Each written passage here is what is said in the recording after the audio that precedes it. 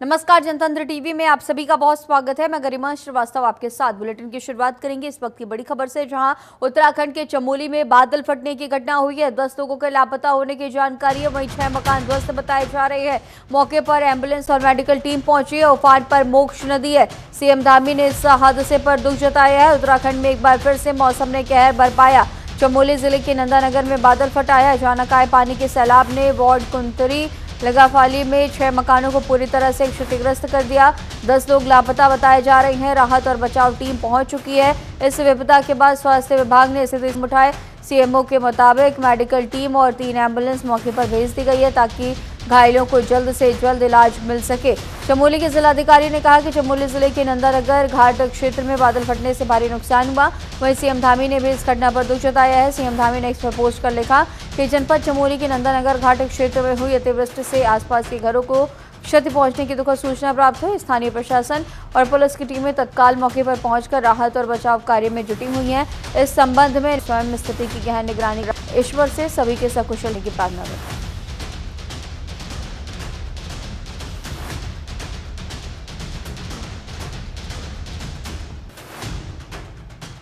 चमोली में नंदानगर घाट स्थान है, वहां पर गांव में बादल फटा है। कई मकान क्षतिग्रस्त हुए हैं। 2 गांव हैं बेसिकली। एक गांव है कुंतरी लगा फाली, इसमें 8 लोग, और दूसरा है धुरमा, इसमें 2 लोग अभी लापता चल रहे हैं। कुछ पशुओं की हानि बताई गई है। राहत बचाव टीमें रात में ही घटना के तत्काल बाद मौके पर पहुंच गई थी। उनके द्वारा राहत बचाव कार्य किया जा रहा है और बाकी टीमें भी रास्ते में जा रही हैं, लेकिन नंदप्रयाग और घाट के बीच में 6 स्थानों पर रास्ता बाधित हुआ है। इसके कारण अन्य टीमों को फिलहाल मौके पर खोजबीन जारी है और लगातार जो लोग लापता हैं उनकी खोजबीन का कार्य किया जा रहा है। और इसी खबर पर और भी ज्यादा जानकारी के साथ हमारे सहयोगी पुष्कर सिंह नेगी हमारे साथ फोन लाइन पे मौजूद हैं। पुष्कर, जिस तरह से लगातार उत्तराखंड में प्राकृतिक आपदा हम देख रहे हैं और अब इन सब के बीच चमोली में भी बादल फटने की घटना, 10 लोगों के लापता होने की भी सूचना है, और भी क्या कुछ अहम अपडेट? बिल्कुल। देखिए गरिमा, कल रात की ये घटना है। कल 1:30 बजे के करीब ये घटना हुई थी, क्योंकि कल से ही जो है लगातार जो है मौसम का अलर्ट भी था कि चमोली के लिए और देहरादून और हरिद्वार के लिए जो अलर्ट किया गया था, उसका सीधा असर जो है जनपद चमोली में देखने को मिला। और नंदप्रयाग घाट का जो 2 गांव, यानी कि एक धुरमा गांव है और एक कुंतरा गांव है, इन दोनों गांवों के बीच में जो बादल फटा है, यहाँ पे जो है बहुत नुकसान यहाँ पे हुआ है। कुछ मकाने जो है मलबे में दब गए हैं और 12 लोग अभी भी लापता बताए जा रहे हैं और 2 लोगों का रेस्क्यू जो है कर दिया गया है गरिमा। लेकिन एसडीआरएफ, एनडीआरएफ और स्थानीय प्रशासन जो है रात को ही जो है मुख्यालय से रवाना हो गया था। हालांकि जैसे आपने भी देखा होगा कि नंदप्रयाग और घाट के बीच जो सड़क है, जो 6 जगहों में बाधित थी, लेकिन इसको खोलने का काम जो है प्रशासन ने पूरा कर दिया था। हाँ, हालांकि रेस्क्यू टीम जो है इस समय जो है धुरमा गांव में और आपका जो है कुंतरा गांव में जो है पहुंच चुकी है और यहाँ पर रेस्क्यू अभियान चलाया जा रहा है, क्योंकि हालांकि इतना ज्यादा था कि जो कि यहाँ पे कुछ मकाने भी जो है मलबे में तब्दील हो गई हैं और उसके बाद जो है 10 लोग जो है अभी भी लापता बताए जा रहे हैं। उनकी खोजबीन जारी की जा रही है। हालांकि जनपद चमोली में लगातार बारिश हो रही है, अभी भी बारिश यहाँ पे हो रही है। अभी हमारी जो है जिलाधिकारी से बात हुई है, तो जिले के डीवी मौके पे हैं, एसपी चमोली भी मौके पे हैं और जो लोग लापता हुए हैं उन यहाँ पे पहुंच चुके हैं। और जिस तरह से 20 तारीख तक का जो अलर्ट जो है मौसम विभाग ने जो है चमोली और देहरादून, आपका उधम सिंह नगर, आपका जो है रुद्रप्रयाग जिले को किया था, उसका असर देखने को मिला। हालांकि पिछले दिनों आपने देखा होगा उसका सीधा असर जो है जनपद चमोली में हमको कल रात को देखने को मिला। और खास करके जो है इस समय फसलों का नुकसान भी जो है दुर्मा गांव के लिए भी हुआ है और आपका जो है कुंतरा गांव के लिए भी हुआ है। तो कहीं ना कहीं दूसरी बार जो है घाट इलाके में जो बादल फटने की घटना सामने आई है, इसको लेकर प्रशासन पहले से मौजूद था, क्योंकि इससे पिछले 2 हफ्तों की मैं अगर बात करूं तो यहाँ इसी एरिया में जो है, इसी इलाके में जो है बादल फटे थे यहाँ। और कल की जो घटना है, इस घटना को लेकर जो है एक बार जो है उत्तराखंड में जिस तरह से जो बारिश का कहर या कुदरत का कहर हम इसको कहते हैं कि अतिवृष्टि के साथ साथ जो है बादल फटने की घटना सामने आई है। और जो कल रात की घटना है, यहाँ पे जो है 12 लोग अभी भी लापता बताए जा रहे हैं। हाँ, हालांकि 2 लोगों का रेस्क्यू जरूर कर दिया गया है प्रशासन द्वारा, लेकिन प्रशासन अभी भी मौके पे है गरिमा। इसके साथ ही जिस तरह से हालात हम देख रहे हैं, मौसम विज्ञान केंद्र ने एक बार से मौसम को लेकर के कई जगहों पर रेड अलर्ट जारी किया है भारी बारिश का। साथ ही साथ जिस तरह से राहत पैकेज का ऐलान किया गया था केंद्र सरकार की तरफ से 1200 करोड़, और जिस तरह से हम आपदा देख रहे हैं, निश्चित तौर पर ये राशि बेहद कम है। ऐसे में लोगों के बीच में आप निश्चित तौर पर गए होंगे, लोगों से आपकी बातचीत भी हुई होगी, लोगों का क्या कुछ कहना है, क्योंकि राहत राशि जब कम मिलती है तो लोगों में निश्चित तौर पर निराशा होगी।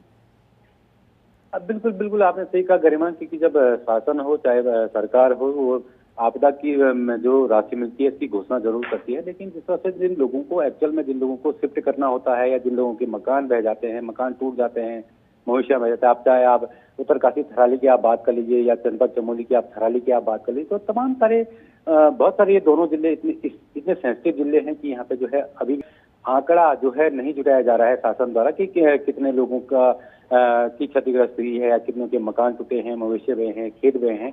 लेकिन आंकड़ा अभी जब मौसम यानी मानसून जब उत्तराखंड से विदा लेगा उसके बाद ही जो है शासन अपनी रिपोर्ट देगा। उसके बाद जो है हालांकि 5 लाख की तो सहायता राशि जो है त्वरित जो है जिलाधिकारी के माध्यम से दी जाती है, वो दी गई है, चाहे वो चमोली हो, चाहे वो आपका रुद्रप्रयाग हो, चाहे वो टिहरी हो, चाहे उत्तरकाशी हो, जहां जहां आपदा आई थी उनको जो है दी जाएगी। लेकिन जिस तरह से आपने भी कहा कि प्रधानमंत्री ने जिस तरह से 1200 करोड़ रुपए की जो घोषणा करके यहाँ पे गए हैं, न काफी जो है उत्तराखंड के लिए, क्योंकि समरा उत्तराखंड यानी कि 13 के 13 की जिलों की अगर बात कर जाए, कहीं बाढ़ से क्षतिग्रस्त है तो कहीं आप देखिए कि बिजली बादल फटने की घटना से क्षतिग्रस्त है, तो कहीं ना कहीं जो आंकड़ा या जो राशि उत्तराखंड को दी गई है वो नाकाफी इस समय देखने को मिली है, क्योंकि बहुत नुकसान जो है इस समय जो है 2013 में भी हमने देखा था और उसके बाद जो है 2025 में जब हम आए हैं तो जीता जाता जो उदाहरण जो है हमको 2025 में भी देखने को मिला है कि जो दैवीय आपदा है या अतिवृष्टि है या बादल फटने की घटना है, काफी नुकसान जो है उत्तराखंड को हो चुका है इस समय। लेकिन हालांकि मुख्यमंत्री पुष्कर सिंह धामी लगातार जो है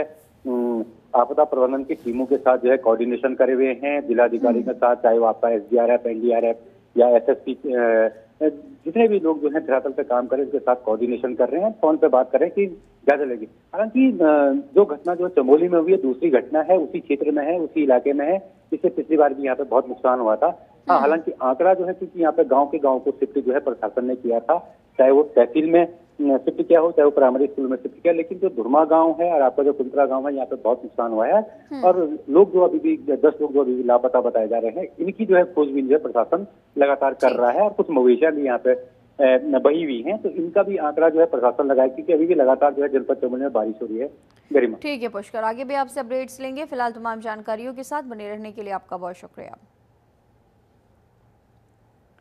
और वहीं उत्तराखंड में फिर से आफत आने वाली है। मौसम विभाग ने भारी बारिश का अलर्ट जारी किया है, कई जगहों पर रेड अलर्ट जारी किया गया। देहरादून, हरिद्वार, टिहरी, पौड़ी में अलर्ट है। देहरादून में स्कूल बंद कर दिए गए हैं। बीते कुछ दिनों से उत्तराखंड में बारिश का दौर लगातार देखा जा रहा है। राजधानी देहरादून समेत राज्य भर के जिलों में रुक रुक कर बारिश हो रही है। भारी बारिश और बादल फटने की घटना ने लोगों के दिलों में खौफ पैदा कर दिया है। मौसम विभाग ने भारी बारिश को लेकर चेतावनी भी जारी की और इसी के साथ ही देहरादून जिला प्रशासन की ओर से आज स्कूलों में अवकाश घोषित किया गया। सितंबर का महीना आधे से ज्यादा गुजर चुका है, लेकिन मानसून विदाई लेने के बजाय रुलाकर जा रहा है। मौसम विभाग की ओर से जारी किए गए पूर्वानुमान के मुताबिक उत्तराखंड के देहरादून, हरिद्वार, टिहरी और पौड़ी जिलों के लिए रेड अलर्ट जारी किया गया। इन जिलों के अधिकांश हिस्सों में गर्जन के साथ तेज दौर की बारिश होने की संभावनाएं हैं। नैनीताल, बागेश्वर, पिथौरागढ़ जनपदों में कहीं कहीं गर्जन के साथ बिजली चमकने और वर्षा के तीव्र दौर रहने की भी संभावनाएं हैं। इसके अलावा उधम सिंह नगर जैसे राज्य के पर्वतीय जनपदों में कहीं कहीं गर्जन के साथ आकाशीय बिजली चमकने की भी संभावनाएं हैं। तो भारी बारिश का रेड अलर्ट कहां पर है आप देखिए। देहरादून, हरिद्वार, टिहरी, पौड़ी में भारी बारिश का रेड अलर्ट जारी किया गया है।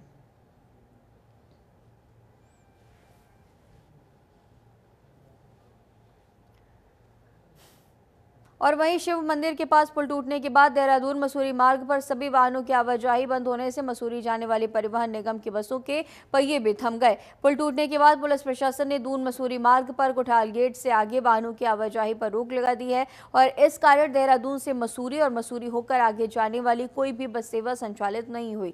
वहीं सीएम धामी के निर्देशानुसार जिलाधिकारी सविन बंसल ने देहरादून मसूरी मार्ग पर क्षतिग्रस्त पुल का निरीक्षण कर निर्माण कार्य की प्रगति का जायजा भी लिया है। तो जिलाधिकारी ने निर्माण कार्य की प्रगतियों का जायजा लिया है। मेरी तस्वीरें आप देखें। भारी बारिश ने लगातार उत्तराखंड में तबाही मचाई हुई है। फिलहाल भी मौसम को लेकर के यहाँ पर रेड अलर्ट जारी किया गया है और देहरादून मसूरी मार्ग पर पुल क्षतिग्रस्त हुआ है।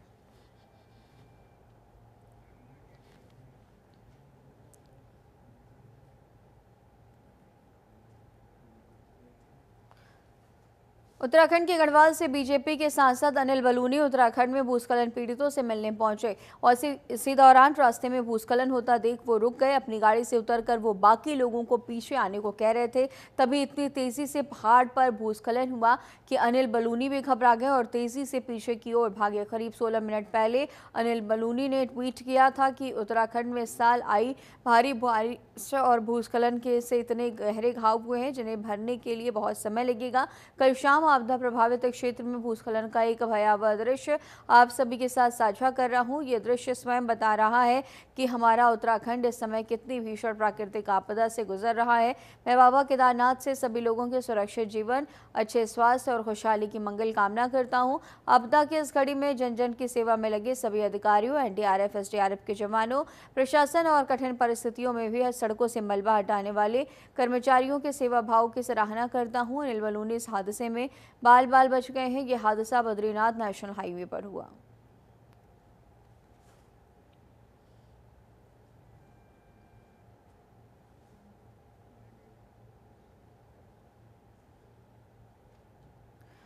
उत्तराखंड में लगातार हो रही बारिश से कई स्थानों पर जनजीवन प्रभावित हुआ है। मसूरी बैंड कैंपटी मार्ग पर जीवन आश्रम के पास मलबा आने से सड़क पूरी तरह से अवरुद्ध हो गया। मार्ग को खोलने का काम चल रहा है। ऋषिकेश गंगोत्री हाईवे पर फकोट से आगे बिनू तक सिर्फ एक सिंगल लाइन चालू है, जबकि बगड़धार के पास रास्ता पूरी तरह से बंद है। प्रशासन ने मौके पर जेसीबी और पोकलैंड मशीनें तैनात कर दी और देर रात तक मार्ग खोले जाने की संभावनाएं जताई गई। हालांकि ऋषिकेश बद्रीनाथ मार्ग फिलहाल पूरी तरह से सुचारू है। यात्री इस मार्ग से आवाजाही कर सकते हैं। दूसरी ओर गुजराडा, रानी पोखरी और सत्यो कुमालुडा मार्ग बंद है। प्रशासन ने लोगों को वैकल्पिक मार्गों से यात्रा करने की सलाह दी है। प्रशासन का कहना है कि स्थिति पर लगातार निगरानी रखी जा रही है और प्रभावित मार्गों को जल्द से जल्द सामान्य करने का प्रयास जारी है।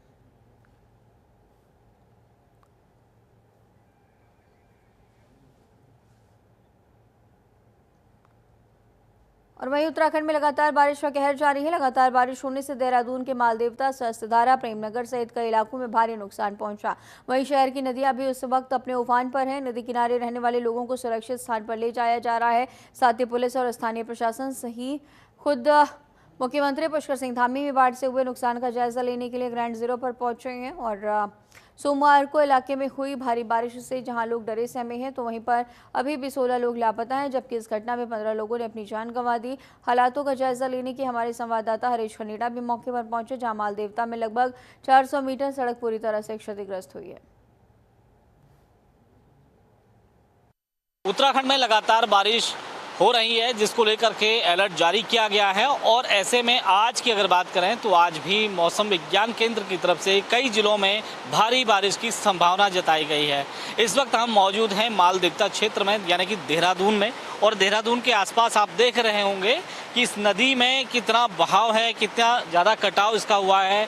जिस तरह से बीती रोज बारिश हुई है, बारिश होने के कारण यहाँ से लेकर के लगभग 400 मीटर के आसपास जो सड़क मार्ग है वो पूरी तरह से ध्वस्त हो चुका है, पूरी तरह से खत्म हो चुका है। और ऐसे में हम इस समय यहाँ पर नदी के पास है, मालदेवता नदी है, सौंग नदी है, और आप देख सकते हैं कि इसका कितना बहाव है और क्या उस समय स्थिति रही होगी और किस तरह से यहाँ पर जो पानी का जो बहाव है वो लगातार अभी भी कटाव कर रहा है। आज की अगर बात करें तो आज भी मौसम विज्ञान की तरफ से कई जिलों में भारी बारिश की संभावना जताई गई है और ऐसे में लगातार लोगों को सतर्क रहने के लिए कहा जा रहा है।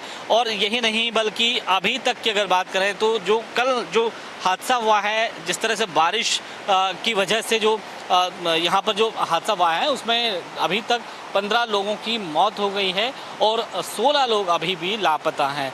और जिस तरह से आज की अगर बात करें, जिला प्रशासन से लेकर आपदा प्रबंधन और खुद मुख्यमंत्री पुष्कर सिंह धामी ग्राउंड जीरो पर पहुंच रहे हैं, लगातार लोगों से मुलाकात हो रही है, लोगों के आंसू पहुंचे जा रहे हैं। और इस समय की अगर बात करें तो इस समय जो नदी का जो बहाव है वो अपने उफान पर है और ऐसे में ये माना जा सकता है कि जैसे मैं थोड़ा सा आपको ये भी दिखाना चाहूँगा कि ये जो पुराना जो पुल रहा होगा, यानी कि आप ये मान सकते हैं कि इस वक्त क्योंकि यहाँ पे नदी नहीं थी तब, और ये पुराने समय में कभी यहाँ पर नदी रही होगी, ये पुल रहा होगा या फिर यहाँ पे कोई कौ या नहर रही होगी और सिंचाई के लिए लोग इसे उपयोग करते रहे होंगे, लेकिन आज भी वो अवशेष यहाँ पर मौजूद हैं। यानी कि ये साफ है कि कहीं ना कहीं नदी जो पुरानी रही होगी उसका जो रास्ता रहा होगा यहाँ तक जरूर रहा होगा। और ऐसे में लगातार जो अतिक्रमण हो रहा है, लगातार जो नदियों को रोकने का जो प्रयास किया जा रहा है, उससे कहीं ना कहीं लोगों को बचना होगा, लोगों को ये समझना बहुत ज़रूरी होगा, क्योंकि लगातार हर वर्ष इस तरह की जो आपदाएं हैं वो उत्तराखंड में आती हैं। और कहीं ना कहीं ये जो अतिक्रमण है, ख़ासतौर पर हम नदियों के जो मुहाने को बंद करने की कोशिश कर रहे हैं, या यहाँ तक जहाँ तक ज़मीन नदियों की है उसे रोकने की कोशिश कर रहे हैं, वहां बसाकत कर रहे हैं, तो आने वाले समय में कहीं ना कहीं खतरा पैदा हो सकता है। अपने सहयोगी रोहित कुमार के साथ हरीश खन्ना, जनतंत्र टीवी, देहरादून। और वहीं उत्तराखंड में जिस तरह भारी बारिश हो रही है और जगह जगह बादल फटने का सिलसिला जारी है, उसी को लेकर मौसम विभाग ने भी भारी बारिश का अलर्ट जारी किया। इसी को लेकर हरिद्वार डीएम ने सभी स्कूलों और आंगनबाड़ी केंद्रों की छुट्टी का आदेश जारी किया है। रुड़की में भी लगातार मूसलाधार बारिश के कारण जगह जगह जलभराव हो गया। रामपुर चुंगी देहरादून हाईवे पूरा तालाब बन चुका है, जिसके कारण लोगों को काफी दिक्कतों का सामना करना पड़ता है। इसके अलावा लोगों के घरों में और दुकानों में पानी भरने के कारण काफी नुकसान होने की संभावनाएं भी है। देहरादून और पहाड़ों में हो रही बारिश और बादल फटने की घटनाओं के कारण रुड़की सोलानी नदी का भी जलस्तर बढ़ गया। नदी के किनारे बने मकानों पर भी खतरा मंडरा रहा है। इसको देखते हुए प्रशासन ने लोगों को सावधान रहने की चेतावनी भी दी है।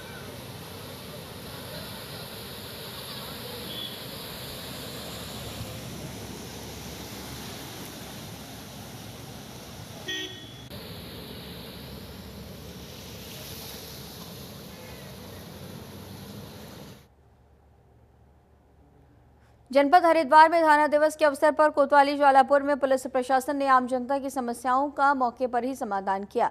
वरिष्ठ पुलिस अधीक्षक हरिद्वार के आदेशानुसार प्रत्येक महीने एक दिन थाना दिवस आयोजित किया जा रहा है और इसी क्रम में कोतवाली ज्वालापुर परिसर में थाना दिवस का आयोजन किया गया। इस मौके पर पुलिस अधीक्षक नगर और एएसपी ज्वालापुर मौजूद रहे। फरियादियों द्वारा रखी गई शिकायतों को अधिकारियों ने ध्यानपूर्वक सुना और अधिकांश मामलों का मौके पर ही निराकरण किया गया।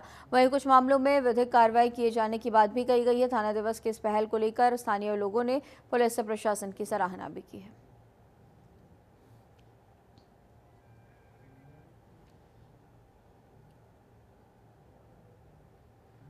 दरगाह पिरान कलियर में लंगर की रसीदों में बड़ा घोटाला सामने आया। दरगाह के 2 कर्मचारियों की ओर से काटी गई रसीद और बैंक में जमा की गई राशि में अंतर पाए जाने पर लेखाकार ने मामले का पर्दाफाश किया है। दरगाह प्रबंधक ने दोनों कर्मचारियों को नोटिस जारी कर दिया और इसी बीच सोशल मीडिया पर एक वीडियो भी वायरल हुआ। इसमें आरोपित कर्मचारी और फर्जी खादिम दरगाह प्रबंधक को पैसे देता हुआ दिखाई दे रहा है। यही नहीं, वीडियो में आरोपी कर्मचारी और फर्जी खादिम दरगाह प्रबंधक के साथ दरगाह में हाजिरी लगाते और चादरपोशी करते हुए भी नजर आ रहे हैं। मामले में जहां एक और कर्मचारियों पर घोटाले की जांच प्रक्रिया चल रही है, वहीं प्रबंधक और आरोपी कर्मचारी का ये वायरल वीडियो चर्चाओं का विषय बना हुआ है। स्थानीय लोग सवाल उठा रहे हैं कि जांच निष्पक्ष तरीके से आगे बढ़ेगी या नहीं। वहीं प्रबंधक और आरोपी कर्मचारी का यह वीडियो चर्चाओं का बाजार गर्म कर रहा है। स्थानीय लोगों ने प्रशासन से मामले की पारदर्शी जांच की मांग की है ताकि दरगाह प्रबंधन की छवि धूमिल न हो। देखो, ऐसा है, सुनने में तो आया था, मीडिया के माध्यम से हम लोगों को पता लगा था कि कुछ लोगों के खिलाफ कुछ रसीदों वगैरह का कुछ मामला सामने आया है। उसमें दरगाह प्रबंधन की सिर्फ और सिर्फ यहाँ से आते जब से दरगाह प्रबंधक यहाँ पर आई है उस दिन से इनका जो मामला रहा है सिर्फ और सिर्फ विवादों के अलावा और कुछ नहीं रहा है। ना ही इन लोगों ने ज़मीन पर कुछ किया है, सिर्फ और सिर्फ विवादों के अलावा। उनको मैंने उधर हटा के स्पष्टता पूछा था। अभी जांच करके बाद उसको तो उधर से हम हटाएंगे कि जांच में पाया जाएगा तो कार्रवाई होगा, निलंबन का होगा या हटाने का भी होगा, वो एक जांच का विषय है। तो मैं इसको वो कहता आपके माध्यम से ही लेते हुए मैं सख्त निर्देश दे दूंगा प्रबंधक को कि ऐसा कुछ कार्रवाई कहता ऐसा कुछ हो रहा है तो फिर उसमें मैं सहनता नहीं है। रुड़की गंगनहर कोतवाली क्षेत्र के ईदगाह चौक के पास स्थित जीवनदीप नर्सिंग होम पर स्वास्थ्य विभाग की टीम ने कार्रवाई की है। 4 दिन पहले इस अस्पताल के स्टाफ द्वारा एक स्थानीय पत्रकार और एक महिला पत्रकार के साथ अभद्र व्यवहार करने की घटना सामने आई थी। इसके बाद अस्पताल की शिकायत स्वास्थ्य विभाग को दी गई थी। स्वास्थ्य विभाग की टीम अस्पताल पहुंची, जहां कई मरीज भर्ती थे लेकिन डॉक्टर नहीं थे। विशेष रूप से सफरपुर गाँव निवासी एक महिला मरीज 7 दिन पूर्व ऑपरेशन कराने के बावजूद अब तक ठीक नहीं हो पाई थी और खून बहना बंद नहीं हुआ था। ऐसे मरीजों को स्वास्थ्य विभाग की टीम ने तुरंत सिविल अस्पताल में शिफ्ट कर दिया। 20 मिनट तक कोई मिला नहीं और उसके बाद जब हम यहाँ पे आए तो देखा कि यहाँ पे जो क्रिटिकल पेशेंट एडमिट थे उसके अलावा जो यहाँ पे ट्रीटिंग डॉक्टर्स थे वो स्पेशलाइज नहीं थे। तो अब जो पोस्ट ऑफ पेशेंट रखे हुए थे उनको जो मैंने बयान कराया तो उनका ऑपरेशन किसी मेल डॉक्टर द्वारा ही किया गया है। और मुझे जो ट्रीटिंग जो डॉक्टर्स थे या यहाँ के डॉक्टर जो बता रहे थे उनकी बातों में जब हमने सवाल उनसे पूछे तो कुछ भिन्नताएं पाएंगी, इसलिए हमने के डॉक्यूमेंट्स चेक करने चाहे तो अभी डॉक्टर साहब जो क्लिनिक के ओनर हैं वो पूरे डॉक्यूमेंट्स अभी हमें शो नहीं कर पाए हैं। हरिद्वार में आपराधिक गतिविधियों पर अंकुश लगाने के लिए एसएसपी के निर्देश पर पुलिस लगातार सख्ती बरत रही है और इसके चलते मुख्य चौक चौराहों पर रात के समय भी सघन चेकिंग अभियान चलाकर नकेल कसने का काम किया जा रहा है। शहर और देहात दोनों इलाकों में पुलिस द्वारा ऑपरेशन लगाम और ऑपरेशन मर्यादा के तहत व्यापक चेकिंग अभियान को पूरी तत्परता से चलाते हुए इन अभियानों का मकसद आपराधिक गतिविधियों पर नकेल कसना और सार्वजनिक स्थलों पर अनुशासन बनाए रखना है। पुलिस की टीम संदिग्ध व्यक्तियों और वाहनों की चेकिंग कर रही है और इसके साथ साथ सार्वजनिक स्थानों पर शांति व्यवस्था बनाए रखने के लिए भी निगरानी भी तेज की गई है। हरिद्वार पुलिस का कहना है कि इन अभियानों से न केवल अपराधियों पर अंकुश लगेगा बल्कि आम जनता भी सुरक्षित महसूस करेगी।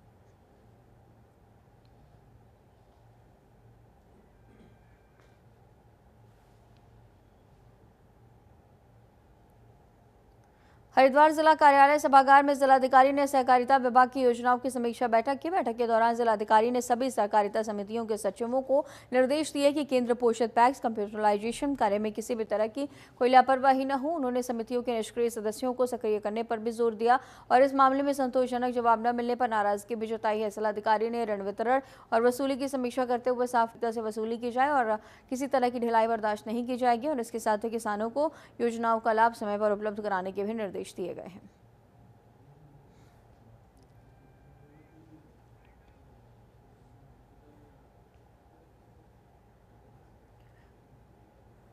और इस बुलेटिन में फिलहाल इतना ही। खबरों का सिलसिला लगातार जारी रहेगा। बने रहिए जनतंत्र टीवी के साथ। नमस्कार।